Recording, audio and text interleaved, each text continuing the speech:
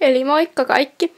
Mä teen nyt tällaisen videopostauksen ja nyt tämän aiheena olisi se, että ensinnäkin mun ilta ja sitten tänään pääsee hevoset ekaa kertaa Laitsalle, eli nehän pitää totuttaa niinku vähitellen ruohoon tuoreeseen ja nyt ne pääsee ekaa kertaa ja mä en tänään ratsasta lyrreä.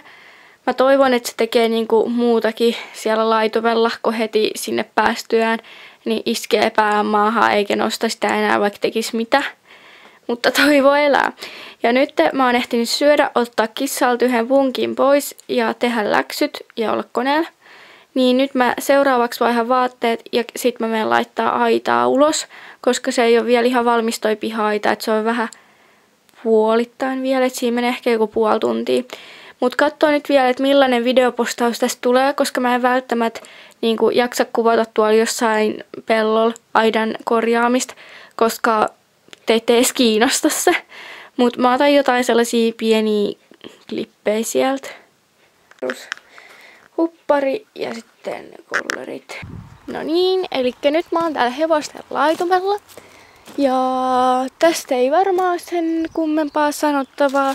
Siis tää on tällainen peruspelto tuolla, missä ne nyt saa olla. Tässä on oija, mutta mä toivon, ettei ne hypisi sen ylitte nyt ainakaan tässä alkuun, jos ne riehuu.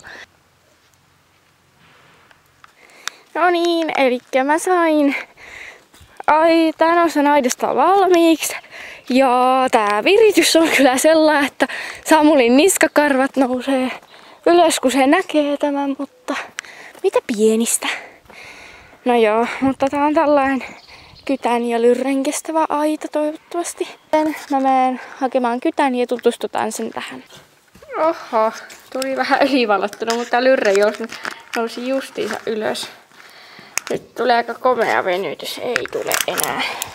Lyrre nykyään nukkuu aika usein täällä pihatossa. Ja siellä on kyttä.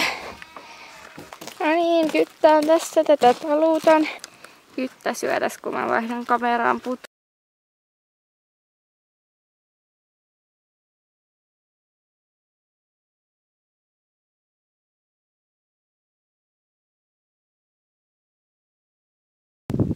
Ei ole vieläkään tapahtunut mitään, eli tuskin tulee tapahtumaankaan tässä nyt sinä aikana, kun mä oon tässä. Aika laiskoja poneja, pakko sanoa. Ei jaksa mitään tehdä. Kattokaa, kytän pää nousu. Musta tuntuu, että on kesä. Käki kukkuu ja hevoset syö tässä vieressä ja mä istun täällä Laitsalla ja aurinko paistaa ja mulla ei ole enää sitä hupparia päällä. Vaan nyt mä oon pelkällä topilla, koska täällä on niin kuuma, että mä en pystynyt. Ja se on oikeasti paljon sanottu multa. Mennään Samulin kanssa kattoo tonne laitumelle.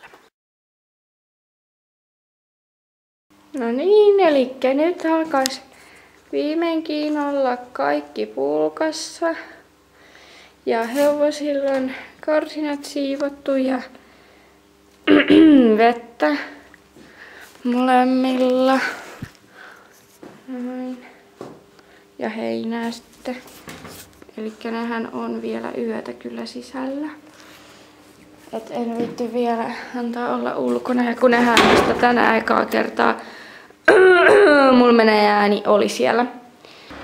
No niin, elikäs. Odottakas. Apua. Noin. Niin, mä siivosin myös tän satulahuoniin. En ottanut teille ennen ja jälkeen kuvaa, koska saatte luulla aina näin siisti. Noin. No joo, läppä. Siis kyllä tää oikeesti onkin aika siisti yleensä. Mutta tai siis tänne vaan pääsee kertyy sellaista kaikkea irtolikaa lattialle, niin mä hoidin ne pois. Noin. Voi apua. Kyttä tuli minun luokse. Tuliko? Oikein luukkaa se tuli minun luokse. Voi. Sinä käyt viehtaroimaan. Katsokaa nyt, Kyttä viehtaroi. Nyt tulee lyrjä pari laukkaa. Voi apua. Kyttä rassuu. Lyrjä, sä oot ilkeä. Noniin, nythän nää riehuu. On nyt jäänyt sinne.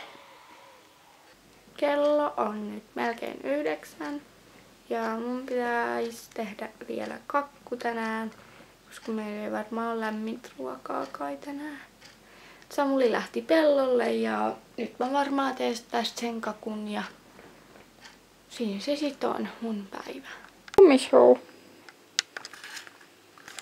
Kakku on uunissa, siellä näkyy. Ja se ei ole vielä valmis, joten minä otan nyt vaikka aikani kuluksi vitamiinini. Ja nyt saatte sitten samalla nähdä, että mitä mä oikein pupsin.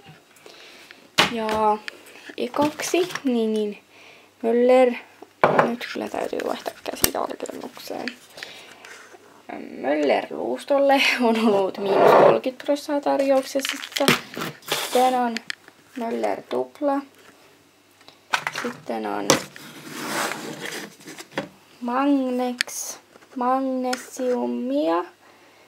Sitten on multivita. Noin. Ja sitten on vielä C-vitamiini. Ja D-vitamiini. Näin. Elikkä tossa on mun pillerikasa ja se on nykyään oikeesti aika pieni. Kakku tuli uunista ulos. Elikkä ihan hyvin on kohonnut. Kello on ihan kohta 10 ja me mennään hakemaan hevosia sisään. Ne on tuolla jossain. Niitä ei nyt tässä kuvassa näy, mutta mä näen ne.